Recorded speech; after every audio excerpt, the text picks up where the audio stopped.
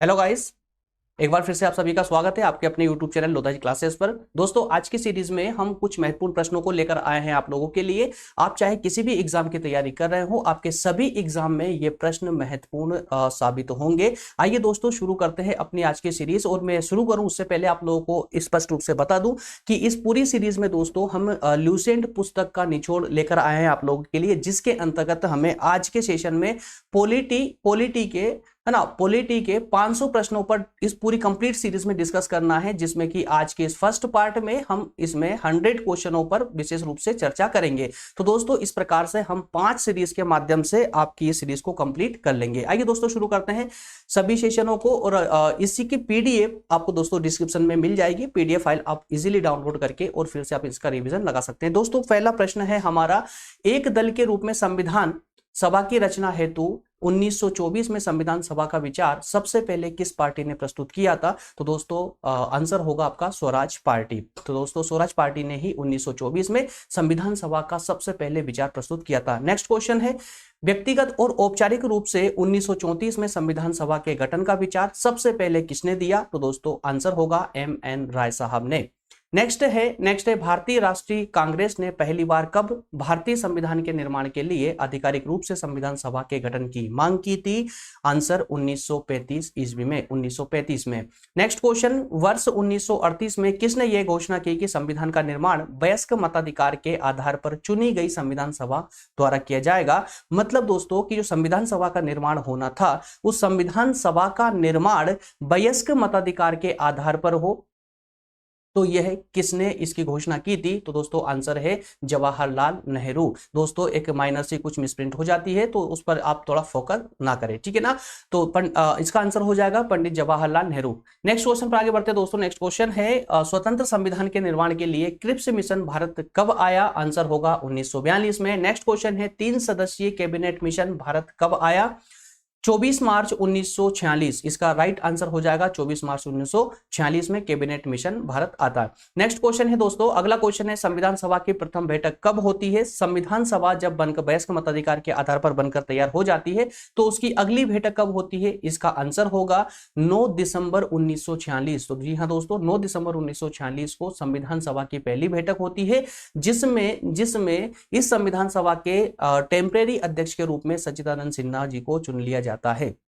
अगला प्रश्न होगा, संविधान सभा के प्रथम अध्यक्ष अस्थायी, सच्चिदानंद सिन्हा, ठीक है ना। नेक्स्ट क्वेश्चन, संविधान सभा के प्रथम अध्यक्ष, स्थायी अध्यक्ष कौन चुने गए दोस्तों? तो आंसर हो जाएगा राजेंद्र प्रसाद, डॉक्टर राजेंद्र प्रसाद। नेक्स्ट प्रश्न है, अगला प्रश्न है, किस देशी रियासत के प्रतिनिधियों ने संविधान सभा में भाग नहीं लिया था? तो दोस्तों, आंसर हो जाएगा हैदराबाद की जो रियासत थी, हैदराबाद जो देशी रियासत थी, उस देशी रियासत के प्रतिनिधियों ने संविधान सभा का बहिष्कार किया था, उसमें भाग नहीं लिया। अगला प्रश्न है, संविधान सभा में प्रांतीय तथा देशी रियासतों के कितने लाख की आबादी पर एक प्रतिनिधि को चुना गया था?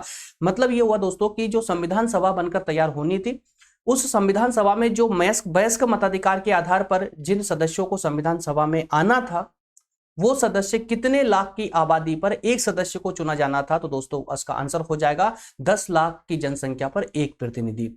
नेक्स्ट क्वेश्चन होगा दोस्तों, संविधान सभा के संचालन समिति के अध्यक्ष कौन थे? बहुत महत्वपूर्ण समिति है दोस्तों संविधान सभा की संचालन समिति। इसके अध्यक्ष किसे बनाया गया था? तो इसका आंसर होगा डॉक्टर राजेंद्र प्रसाद को। आगे बढ़ते हैं दोस्तों, आगे बढ़ते हैं, संविधान सभा के संघीय संविधान समिति के अध्यक्ष कौन थे? संविधान सभा के संघीय संविधान समिति के अध्यक्ष कौन थे? जवाहरलाल नेहरू। दोस्तों, यहां पर एक बात आप विशेष रूप से याद रखें, एक बात विशेष रूप से आप लोग याद रखेंगे कि जहां पर भी दोस्तों संघ से संबंधित कोई समिति बनेगी, संघ से है ना, संघ से संबंधित कोई समिति होगी, तो उनके मैक्सिमम जो अध्यक्ष होंगे वो जवाहरलाल नेहरू ही होंगे, ठीक है ना। बहुत सारी संघीय समितियां हैं दोस्तों संविधान सभा के अंतर्गत, तो लगभग उन सभी समितियों के अध्यक्ष जवाहरलाल नेहरू ही रहे हैं। अगले नेक्स्ट क्वेश्चन है, संविधान सभा के प्रारूप समिति के अध्यक्ष, जो कि सबसे महत्वपूर्ण समिति थी संविधान सभा की, इसके अध्यक्ष थे डॉक्टर भीमराव अंबेडकर। अगला प्रश्न है, संविधान सभा के प्रांतीय संविधान समिति के अध्यक्ष कौन थे दोस्तों? प्रांतीय संविधान समिति के ना, जो राज्य बनाए जाने थे, उन राज्यों की संविधान समिति के अध्यक्ष थे दोस्तों सरदार वल्लभ भाई पटेल। अगला प्रश्न है, संविधान सभा के संघ शक्ति समिति के अध्यक्ष, जैसा मैंने बताया था, जहां पर भी संघ नाम आए अधिकतर अध्यक्ष उनके जवाहरलाल नेहरू ही होंगे। अगला प्रश्न है संविधान सभा के मौलिक अधिकारों एवं अल्पसंख्यक संबंधी परामर्श समिति के अध्यक्ष कौन थे? दोस्तों यहां पर बात आती है परामर्श समिति की, और परामर्श समिति कौन सी वाली दोस्तों? तो मौलिक अधिकार और अल्पसंख्यकों के अधिकारों की बात करने वाली परामर्श समिति के अध्यक्ष तो दोस्तों ये थे सरदार वल्लभ भाई पटेल। अगला प्रश्न है संविधान सभा के राष्ट्रध्वज संबंधी तदर्थ समिति के अध्यक्ष कौन थे? आंसर हो जाएगा doctor Rajendra Prasad. Next question, संविधान सभा के मौलिक अधिकार उप समिति के अध्यक्ष कौन थे? आंसर होगा जेबी कृपलानी साहब। नेक्स्ट क्वेश्चन है संविधान सभा के अल्पसंख्यक उप समिति के अध्यक्ष कौन थे? आंसर होगा एच.सी. मुखर्जी। दोस्तों इस फटाफट थोड़ा सा इन आंसरों को हमें फटाफट इसलिए लेना पड़ रहा है क्योंकि इसकी फुल डिटेल क्लासेस हम पहले कुछ क्लासेस इस पर हो भी चुकी है ना। ये क्लासेस एक रिवीजन के तौर पर है ताकि आपके एग्जाम के टाइम पे आपसे कुछ मिस ना हो। लगभग सभी फैक्ट जितने भी है वो सब आपको याद होते चले और आपका रिवीजन होता चले। क्लियर है ना? कम समय में मैक्सिमम क्वेश्चनों को डिस्कस करना ही हमारा यहाँ पर उद्देश्य है। ठीक है, आइए नेक्स्ट क्वेश्चन देखते हैं दोस्तों। अगला क्वेश्चन है संविधान सभा में अनुसूचित जनजाति के सदस्यों की संख्या कितनी थी? अनुसूचित जनजाति के सदस्यों की संख्या संविधान सभा में, तो दोस्तों अनुसूचित जनजाति के सदस्य थे इसमें संविधान सभा में 33 सदस्य। नेक्स्ट प्रश्न है संविधान सभा में महिला सदस्यों की संख्या कितनी थी? आंसर हो जाएगा 15। अगला प्रश्न, संविधान के निर्माण में कुल कितना समय लगा था? संविधान के निर्माण में कुल कितना समय लगा? तो दोस्तों 2 साल 11 माह और 18 दिन कुल समय लगा था संविधान को बनकर तैयार होने में। अगला प्रश्न है संविधान सभा की कुल कितनी बैठकें हुई? इस संविधान को बनाने में संविधान सभा की कुल कितनी बैठकें हुई थी दोस्तों? तो इसका आंसर हो जाएगा 11। कुल 11 बैठकें संविधान सभा की हुई जिसके माध्यम से संविधान बनकर तैयार हुआ। अगला प्रश्न है संविधान के निर्माण पर कुल कितने रुपए खर्च हुए थे? तो उस समय जब संविधान का निर्माण किया जा रहा था संविधान सभा के माध्यम से, तो उस समय कितने रुपए टोटल खर्च हुए? तो दोस्तों संविधान बनने में अर्थात संविधान सभा की जितनी भी 11 बैठकें हुई उन सब में जो खर्च हुआ था 64,96,729 रुपए कुल खर्च आया था। अगला प्रश्न देखेंगे। अगला प्रश्न है संविधान सभा की अंतिम बैठक कब हुई थी? प्रथम बैठक हमने देखी, अंतिम बैठक कब हुई दोस्तों? तो अंतिम बैठक होती है 24 जनवरी 1950 और 2 दिन बाद ही संविधान को पूर्णतः 26 जनवरी 1950 को पूर्ण रूप से लागू कर दिया गया था।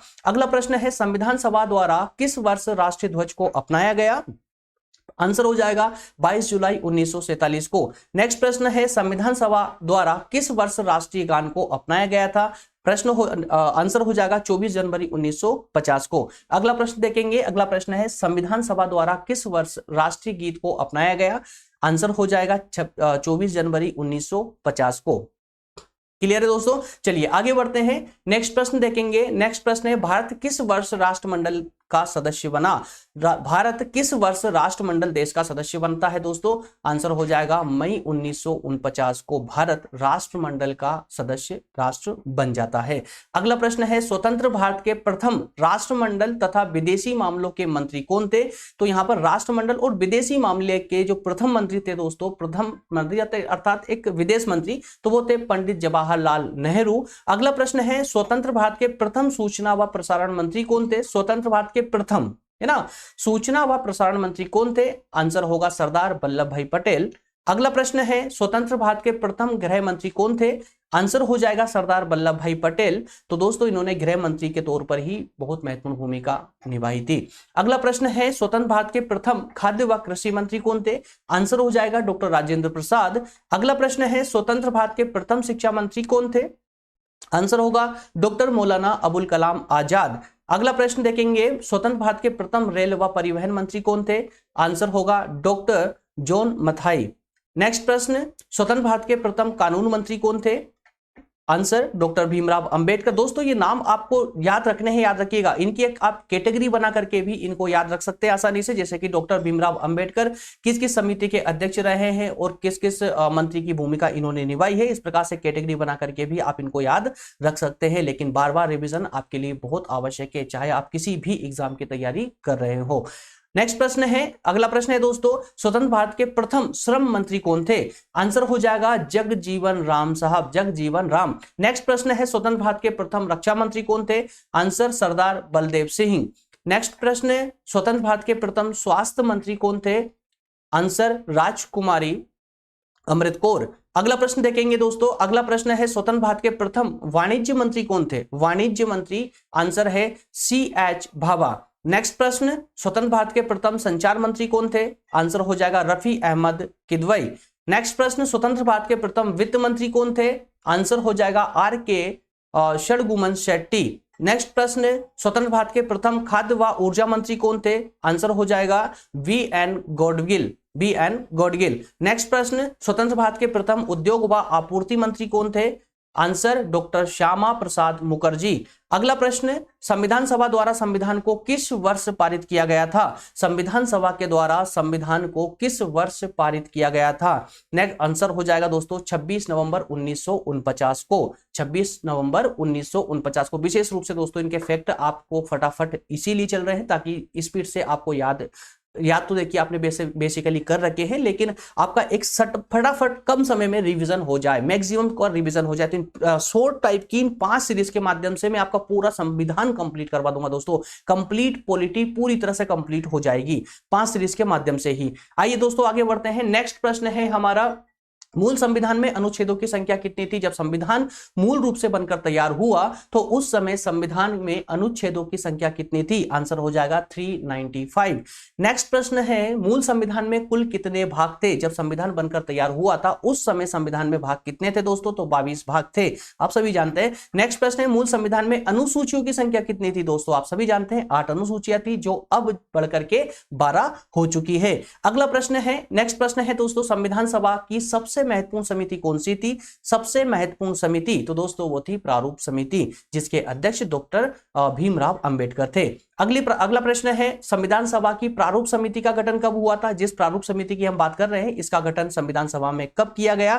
दोस्तों 19 अगस्त 1947 को प्रारंभिक रूप से प्रारूप समिति का गठन किया गया था। नेक्स्ट प्रश्न है, संविधान सभा में किस दिन संविधान को पहली बार पढ़ा गया था? तो संविधान सभा में जब संविधान बनकर तैयार हुआ तो पहली बार उस संविधान को कब पढ़ा गया था? आंसर हो जाएगा 4 नवंबर 1948 को संविधान को पहली बार संविधान सभा में पढ़ा गया था। नेक्स्ट प्रश्न है, संविधान सभा में the constitution as settled by the assembly be passed नामक प्रस्ताव किसने पेश किया? डॉक्टर भीमराव अंबेडकर ने। नेक्स्ट प्रश्न होगा दोस्तों, अगला प्रश्न हो जाएगा आपका, the constitution as settled by the assembly be passed नामक प्रस्ताव किस वर्ष डॉक्टर अंबेडकर द्वारा प्रस्तावित किया गया था? आंसर हो जाएगा 26 नवंबर 1949 को। नेक्स्ट प्रश्न देखेंगे, अगला प्रश्न होगा, निम्न में से किसे भारतीय संविधान का पिता कहा जाता है? भारतीय संविधान का पिता डॉक्टर भीमराव अंबेडकर। अगला प्रश्न, भारतीय संविधान पूर्ण रूप से किस वर्ष लागू किया गया था? तो पूर्ण रूप से दोस्तों संविधान लागू किया गया था 26 जनवरी 1950 को। नेक्स्ट प्रश्न होगा, संविधान सभा के लिए हुए चुनाव में मुस्लिम लीग ने कितनी सीटें जीती थी? तो संविधान सभा के लिए जब चुनाव हुआ था तो उस समय मुस्लिम लीग के द्वारा कितनी सीटों पर विजय प्राप्त की गई थी? 200 मात्र 73 सीटों पर। नेक्स्ट प्रश्न है, सीटों पर संविधान सभा के लिए हुए चुनाव में कांग्रेस ने कुल कितनी सीटें जीती? तो दोस्तों कांग्रेस को सीटें प्राप्त हुई थी 208 सीटें। नेक्स्ट प्रश्न है, किस संविधान निर्माता को आधुनिक मनु की संज्ञा दी जाती है? किस संविधान निर्माता को आधुनिक मनु की संज्ञा दी जाती है? इंपॉर्टेंट फैक्ट है दोस्तों, 2023 से रिलेटेड बहुत इंपॉर्टेंट फैक्ट है, इनको याद रखिएगा, इन एग्जामों से रिलेटेड है, विशेष रूप से इनको याद रखें आप लोग, doctor Bhimrao Ambedkar. Next question होगा, पहली बार किस दिन पूर्ण स्वराज दिवस मनाया गया था? पूर्ण स्वराज दिवस पहली बार किस दिन मनाया गया था? 26 जनवरी 1930 को। और इस 26 जनवरी को ऐतिहासिक दिन मानते हुए ही दोस्तों 26 जनवरी 1950 को अंतिम रूप से संविधान लागू किया गया था। नेक्स्ट प्रश्न है, अगला प्रश्न है, भारतीय संविधान के शुरुआत के साथ ही किस अधिनियम को समाप्त कर दिया गया था? जैसे ही संविधान लागू होता है वैसे ही कौन सा अधिनियम था जिसे जो है उस अधिनियम को समाप्त कर दिया गया था? इसका आंसर हो जाएगा दोस्तों भारतीय स्वतंत्रता अधिनियम 1947 और भारत शासन अधिनियम 1935। क्लियर है? नेक्स्ट प्रश्न है, अगला प्रश्न देखेंगे, अगला प्रश्न है, किसने प्रारूप समिति को अपवहन समिति कहा था? अपवहन समिति, आंसर हो जाएगा निराजुद्दीन अहमद ने। नेक्स्ट प्रश्न है, किसने संविधान सभा को हिंदुओं का निकाय कहा था? आंसर हो जाएगा लॉर्ड विस्काउंट ने। नेक्स्ट प्रश्न है, संविधान सभा ने किस जानवर को प्रतीक अर्थात मोहर के रूप में अपनाया था? किस जानवर को, है ना? नेक्स्ट है हाथी। नेक्स्ट प्रश्न है, संविधान सभा में संवैधानिक सलाहकार किसे नियुक्त किया गया था? दोस्तों बहुत महत्वपूर्ण पर्सनालिटी थी ये, संवैधानिक सलाहकार संविधान सभा में तो इसका आंसर हो जाएगा VN राव को, क्योंकि संविधान सभा में अगर डॉक्टर अंबेडकर साहब को छोड़ दे तो संविधान सभा में सबसे ज्यादा शिक्षित यही थे, VN राव, ठीक है ना। इसी कारण से इनको संविधान सभा में एक सलाहकार के रूप में नियुक्त किया गया था। अगला प्रश्न है संविधान सभा का सचिव किसे नियुक्त किया गया था, संविधान सभा का सचिव किसे बनाया गया था, आंसर हो जाएगा HBR अयंगर साहब को। नेक्स्ट प्रश्न है संविधान के प्रमुख सुलेखक कौन थे, प्रमुख सुलेखक कौन थे, आंसर हो जाएगा प्रेम,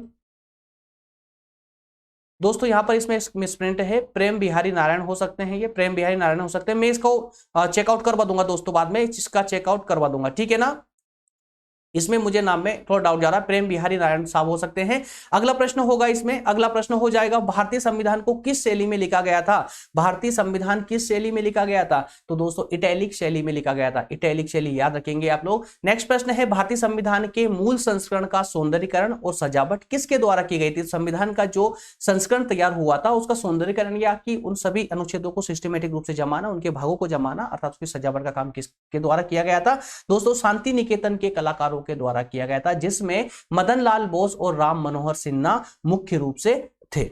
नेक्स्ट प्रश्न है संविधान के हिंदी संस्करण के सुलेखन कौन थे, हिंदी संस्करण के नाम, आंसर हो जाएगा बसंत कृष्ण बेद। नेक्स्ट प्रश्न है मूल संविधान के हिंदी संस्करण का सौंदर्यीकरण और सजावट किसके द्वारा की गई थी, यहां पर हिंदी संस्करण की बात हो रही दोस्तों और यहां पर मूल संस्करण की बात हुई थी, ठीक है ना। आंसर क्वेश्चन नंबर 69 में मूल संविधान के मूल संस्करण पर का सौंदर्यीकरण हुआ था किनके द्वारा, शांति निकेतन के कलाकारों के द्वारा। और ये क्वेश्चन नंबर 71 में है कि हिंदी जो मूल संविधान था हमारा उसके हिंदी संस्करण का सौंदर्यीकरण किसके द्वारा किया गया, तो इसका आंसर हो जाएगा नंदलाल बोस के द्वारा। अगला प्रश्न है डोमिनियन विधानमंडल के रूप में संविधान सभा की पहली बैठक कब होती है, 17 नवंबर 1947 को। अगला प्रश्न देखेंगे डोमिनियन विधानमंडल के रूप में संविधान सभा की पहली बैठक की अध्यक्षता किसने की थी, आंसर हो जाएगा जीवी मालंकर साहब ने। अगला प्रश्न है दोस्तों विश्व का सबसे लंबा लिखित संविधान किस देश का है, ऑब्वियसली भारत का।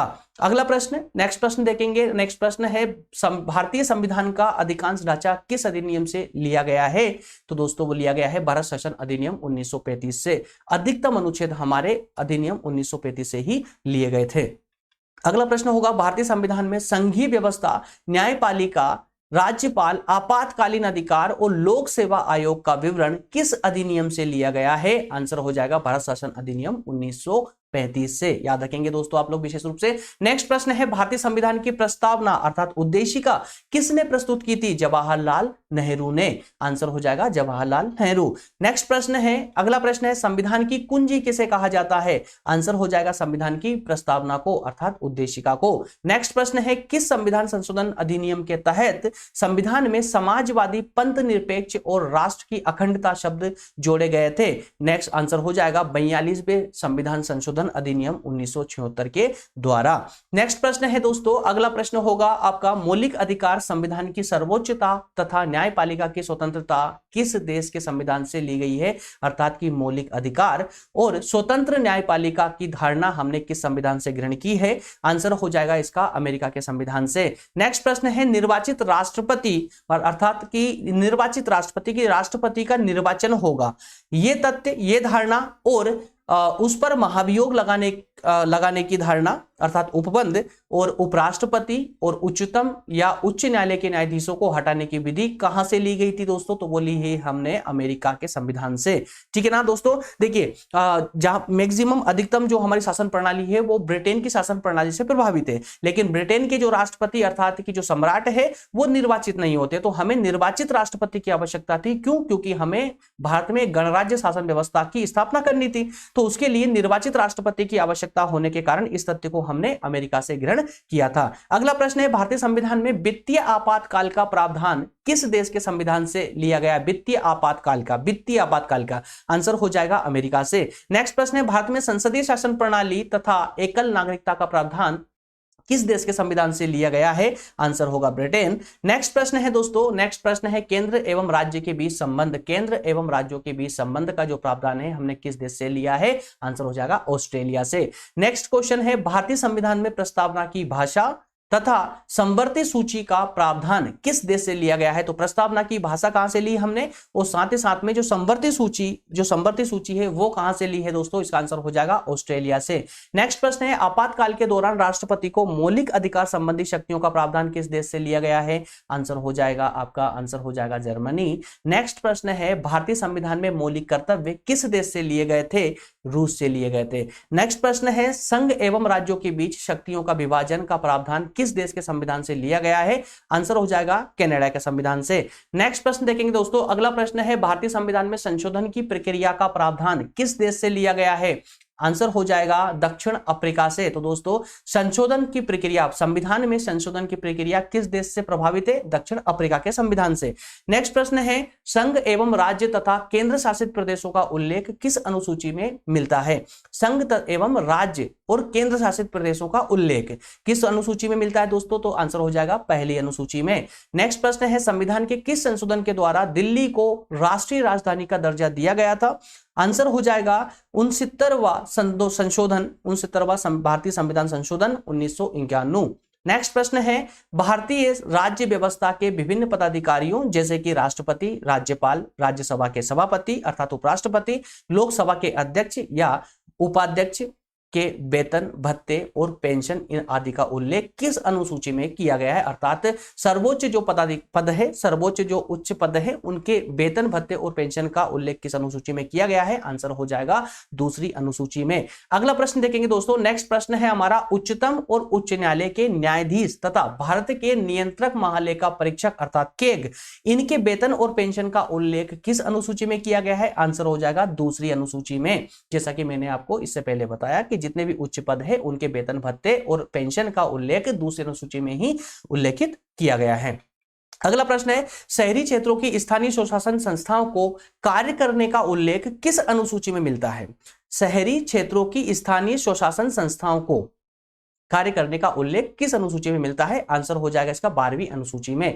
नेक्स्ट प्रश्न है, 12वीं अनुसूची में कुल कितने विषय प्रदान किए गए हैं? 12वीं अनुसूची में कितने विषय हैं दोस्तों? आंसर हो जाएगा 18 विषय। नेक्स्ट प्रश्न है, भारतीय संविधान में 12वीं अनुसूची को किस संविधान संशोधन के तहत जोड़ा गया था? तो 12वीं अनुसूची बाद में जोड़ी गई थी, क्योंकि हमारे मूल संविधान में मात्र 8 अनुसूचियां ही थी, तो बाकी 4 अनुसूचियां बाद में जोड़ी गई थी। तो जो अंतिम अनुसूची थी 12वीं अनुसूची किस संशोधन के माध्यम से जोड़ी गई दोस्तों? तो वो 74वें संवैधानिक संशोधन 1993 के माध्यम से जोड़ी गई थी। अगला प्रश्न होगा, नेक्स्ट प्रश्न है, भारतीय संविधान में पंचायती राज संस्थाओं को कार्य करने का उल्लेख किस अनुसूची में मिलता है? आंसर हो जाएगा 11वीं अनुसूची में। नेक्स्ट एंड लास्ट प्रश्न है दोस्तों, 11वीं अनुसूची में कुल कितने विषय प्रदान किए गए हैं 11वीं अनुसूची में?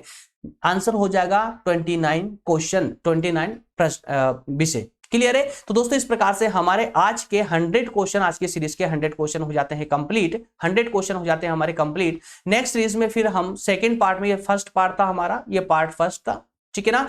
सेकंड पार्ट में भी हम 100 क्वेश्चनों पर ही डिस्कस करेंगे। सेकंड पार्ट में भी 100 क्वेश्चन पर डिस्कस करेंगे। इस प्रकार से कुल मिलाकर के कुल हमारे यहाँ पर कुल 5 पार्ट इस पॉलिटी के अंतर्गत होने वाले हैं, और पॉलिटी के 5 पार्टों के माध्यम से हम 50 क्वेश्चनों को डिस्कस करेंगे, जो कि बहुत महत्वपूर्ण और आपके सभी एग्जामों के लिए बहुत ज्यादा इफेक्टिव क्वेश्चन होंगे। ल्यूसेंट जी के पुस्तक का पूरा निचोड़ आपके सामने में इन सीरीज के माध्यम से लेकर आ जाऊंगा। दोस्तों ये इस प्रकार की हमारे इस चैनल पर पहली ही सीरीज है।